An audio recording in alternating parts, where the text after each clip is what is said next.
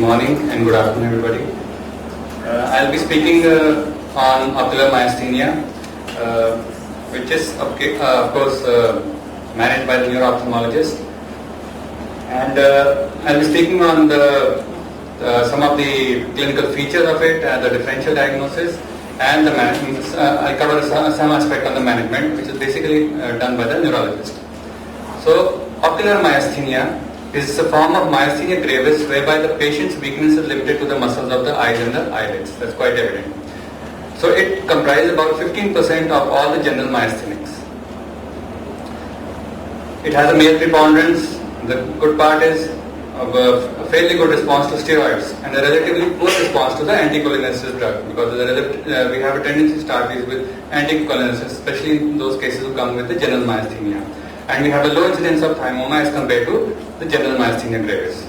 Patients usually present with intermittent diplopia because of involvement of the extraocular muscles.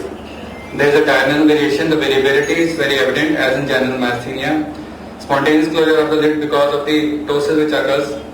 There is a possibility of a family history of autoimmune disease like rheumatoid arthritis, and then you might have systemic signs of fatigue and dyspnea along with. The most common presenting features are ptosis and diplopia because of the extraocular muscle involvement. The underaction of the extraocular muscles is the second most common presenting complaint. It could be single muscle if the patient presents early, or it could be multiple muscle involvements. Abnormal head posture could be due to the incompetency of this condition. However, there is no involvement of the pupils. So just to show you some of the features, the variability of the symptoms when the patient is tired. We can see here when the patient presents, you can see the left eye, there is slight ptosis, but then this increases on prolonged gaze and is there in the right gaze and in the liver version as well. So basically, this ptosis could be either unilateral or bilateral.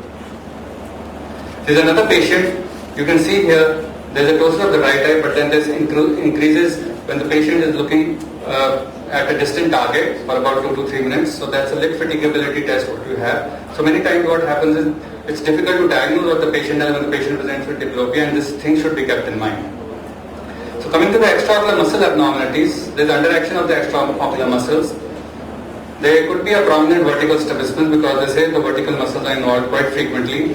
It could mimic any type of neurogenic palsy, so it becomes difficult to diagnose sometimes. It could mimic gaze palsy. It could mimic a general external ophthalmoplegia or an internuclear ophthalmoplegia. So you have to keep certain conditions in mind when you are dealing with these patients that what it could be. So this is another patient, a 52-year-old who presented with diplopia since 4 months. So you can see here, basically the patient has a chin lift when he presented and also an exotropia. So this patient was a diabetic. And when you see the extraocular movements, we can see here the limitation of elevation in both the eyes. So that they can have multiple muscle involvements. So this is another case who presented with orthotropia. You can see here the axis is parallel. A 49-year-old male. He did complain of diplopia, especially when he was looking down.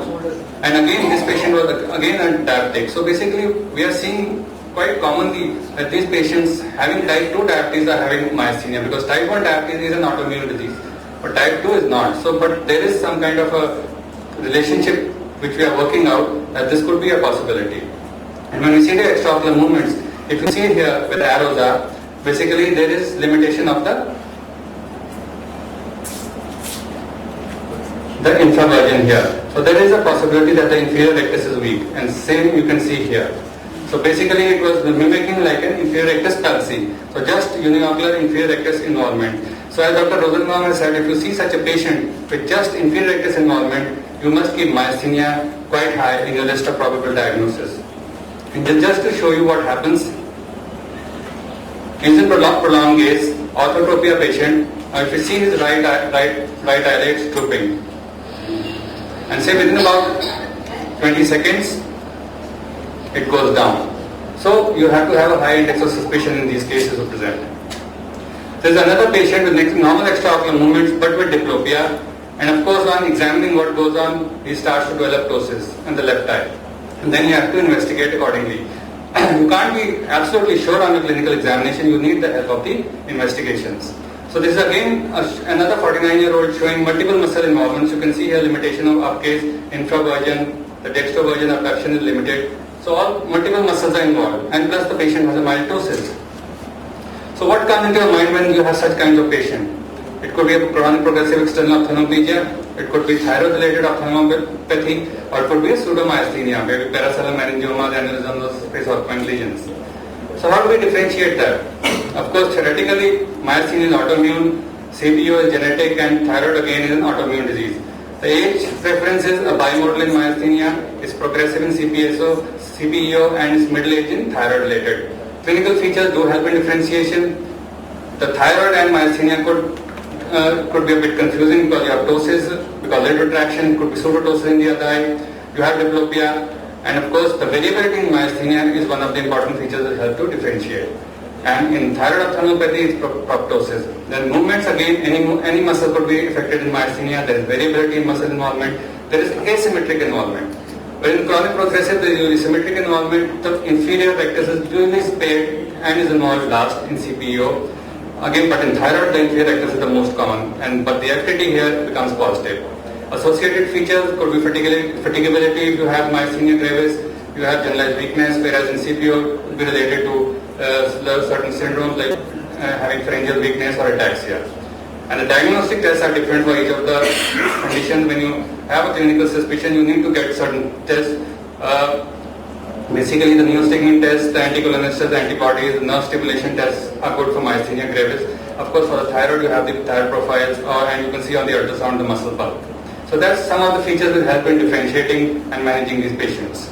So how do you assess the patient? The ICE test is a very good test for these patients with ptosis. So what happens is pulling reduces the anticholinesterase activity, which increases the amount of available acetylcholine. And so there is the lid elevates and the ptosis decreases. You can see here that the patient presents with ptosis. You put the ice pack for about maybe a couple of seconds or 1 minute or so, and the ptosis improves. There is another patient, a 12-year-old girl with acquired ptosis in 2 days. You can see the left eye here. And when you put the ice pack, the ptosis improves. So this is a good test in the OPD, but then you have to understand that negative ice test results in the presence of complete ptosis does not rule out a myasthenia gravis. And also the ice test may be positive in patients with negative hydrophonium or negative antibodies. The secondary velocity could be tested, which is faster than normals. It could demonstrate an intrasaccadic fatigue. Now the important things in between ocular myasthenia and myasthenia gravis. The sensitivity of various tests is different. In ocular myasthenia, it's 80%, similar in myasthenia. The repetitive nerve stimulation is much less in ocular myasthenia compared to the myasthenia, generalized myasthenia. The acetylcholine receptor antibodies are seen in just 45 to 65% in ocular myasthenia and 90% in myasthenia gravis.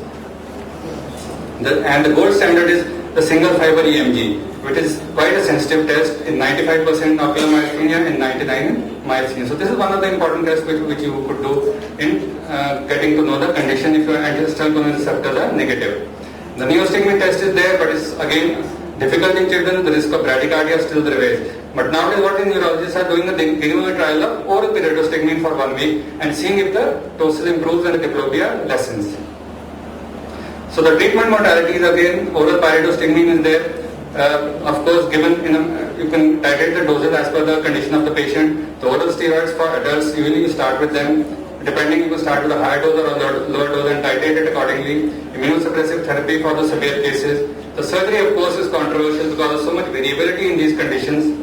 So there are a few reports, but then again, the results are not that gratifying. And of course, plasmapheresis is not really indicated for ocular myasthenia, but it's very good for those presenting with severe generalized myasthenia. So this is just to show you a patient, a 49-year-old who came in multiple muscle involvement. Here the acetylcholine receptor antibodies are positive. So what we did was gave pyridostigmine for 60 mg TDS and an immunomodulator in the form of azuran as a thiopurine. And 2 months later, you can see here the movements are limited here, the abduction, the elevation, depression, and once he comes here, he's perfect. So these drugs have to be continued for some months. There is another case, a 52-year-old male with double vision. Here, acetylcholine receptor antibodies were negative.